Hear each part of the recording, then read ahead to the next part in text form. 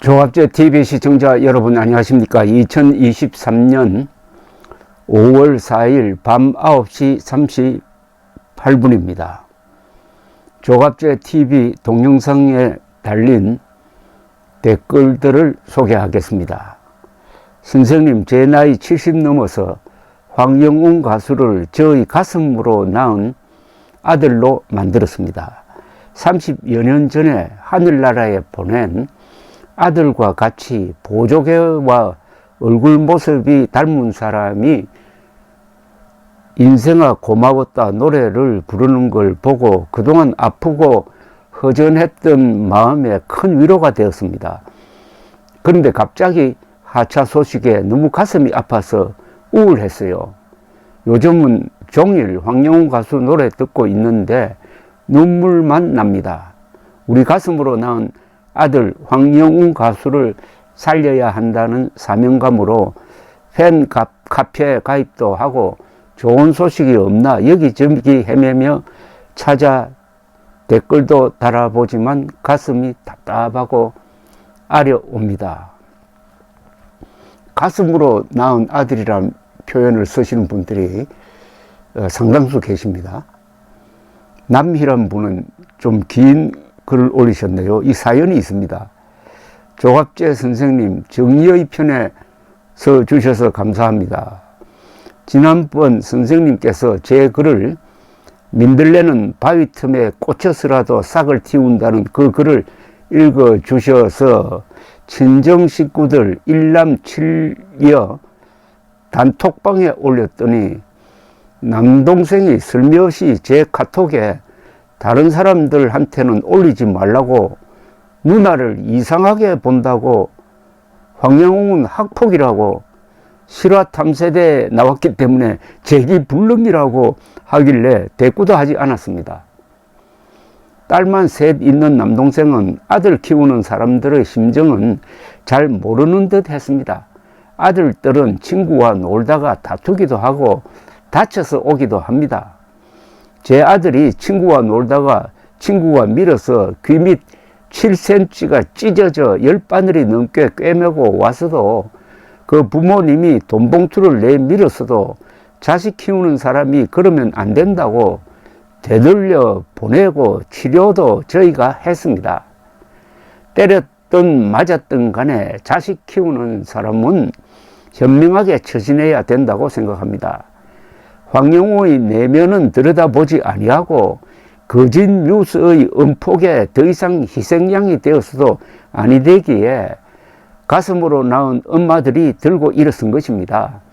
황영웅이 잘했다고 하는 게 아니고 6억여 원의 상금을 포기하고 1등이 눈앞에 있는데도 하차했으면 그의 죗값은 차고 넘치게 치렀습니다.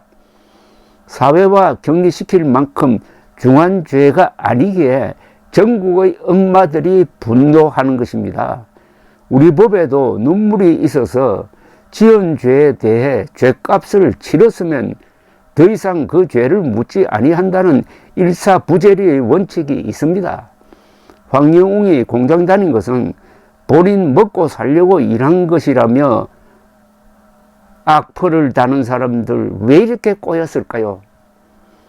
그 사람들한테 조갑제 선생님 방송을 들어보라고 했더니 선생님한테 가스라이팅 당하고 있다고 하네요. 국민들이 똘똘 뭉쳐도 시원찮을 판에 수박 금만 보고 평가할까요? 대통령님이 나서서 영웅님과 노래하면 잠잠해지려나요? 답답합니다. 정말 애틋하고 답답하고 우라가 치미는 그런 내용을 이렇게 담담하게 쓰셨는데 이분 글이 너무나 어른스럽지 않습니까? 이런 글을 읽고도 설득이 되지 않고 감동하지 않는 사람은 그냥 그 AI보다도 인간성이 더 결여되었다고 봐야 되는 것 아니겠습니까? 여기 이분이 참 좋은 지적을 했습니다. 뭐냐? 우리 법에도 눈물이 있어 지은 죄에 대해 죄값을 치렀으면 그 이상 더 이상 그 죄를 묻지 아니한다는 일사부재리의 원칙이 있습니다. 황영웅은 50만 원 벌금 낸 걸로 끝난 겁니다. 그런 황영웅에게 또 죄값을 치르라고 하는 것은 헌법 정신 위반이고 인간의 도리에 맞지 않는 거죠.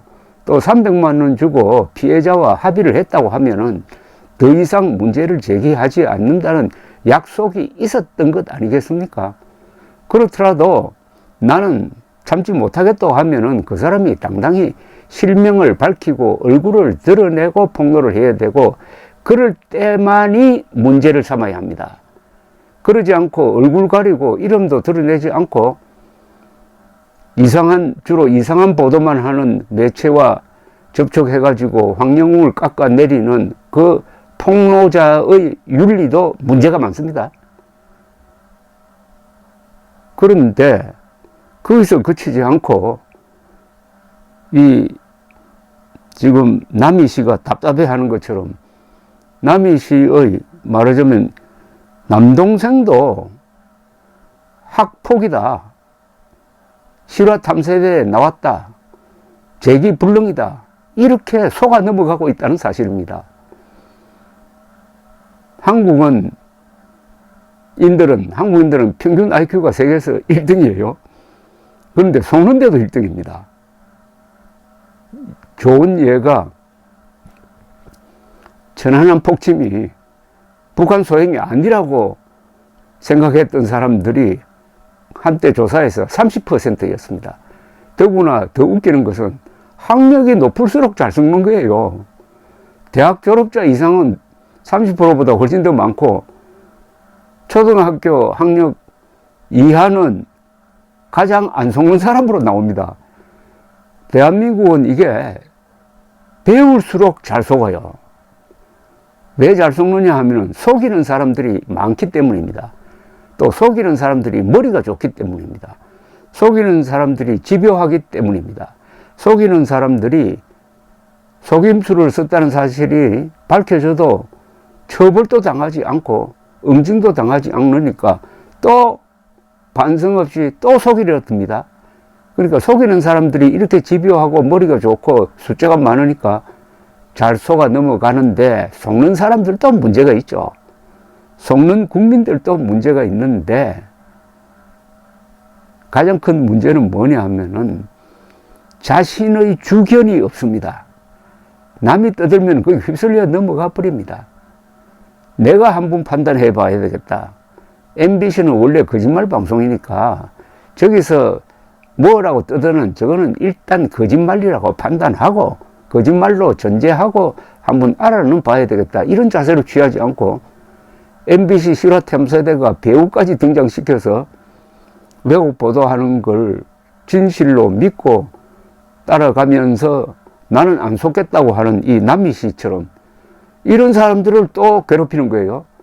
속는 사람은 안 속는 사람을 또 괴롭힙니다. 이거 참 왜 그런지 아십니까?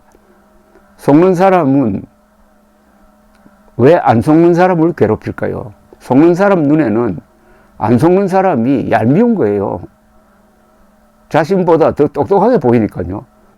노예는 주인을 싫어하지 않습니다. 노예는 자신보다 더 용감한 사람을 싫어합니다.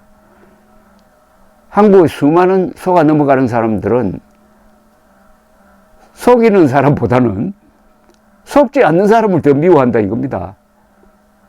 이런 국민들을 상대로 과연 자유민주주의를 할 수 있을 것이냐 하는 근본적인 의문이 들 때도 있습니다.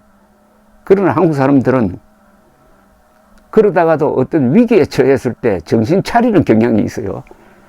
그걸 믿고 한번 더 기다려 봐야 되겠습니다. 감사합니다.